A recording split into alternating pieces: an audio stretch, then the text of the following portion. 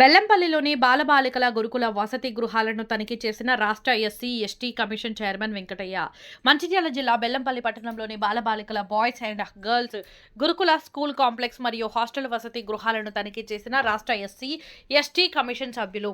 గోడలకు solar fencing మరియు విద్యార్థినులు అధిక సంఖ్యలో ఉండడం వల్ల బాత్రూమ్ సౌకర్యాలు మెరుగుపరచాలని, అలాగే ఆడపిల్లలపై ప్రత్యేక శ్రద్ధ చూపాలని, రాత్రి వేళల్లో వాచ్మెన్లను అప్రమత్తంగా ఉంచాలని, అలాగే బాయ్స్ వసతి గృహంలో డార్మెంటరీ మరియు డైనింగ్ హాళ్లలో భోజన సౌకర్యాలపై ఆరా తీస్తూ హాస్టల్ ప్రాంగణంలో నిలిచిన నీటిని తొలగించేందుకు చర్యలు తీసుకోవాలని, పిల్లలకు ఎలాంటి అసౌకర్యాలకు గురి చేయరాదని సిబ్బందిని హెచ్చరించారు.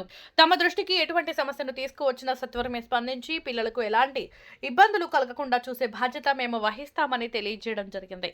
ఈ కార్యక్రమంలో ఎస్సీ ఎస్టీ కమిషన్ సభ్యులు రేణిగుంట్ల ప్రవీణ్, బెల్లంపల్లి అడిషనల్ కలెక్టర్ మనోజ్, జిల్లా వసతి గృహాధికారి దుర్గాప్రసాద్, బెల్లంపల్లి ఏసీపీ రవికుమార్, తహసీల్దార్ కృష్ణ, సిఐ హనుక్, ఎస్ఐ చంద్రశేఖర్ విద్యార్థులతో కలిసి భోజనం చేయడం జరిగింది.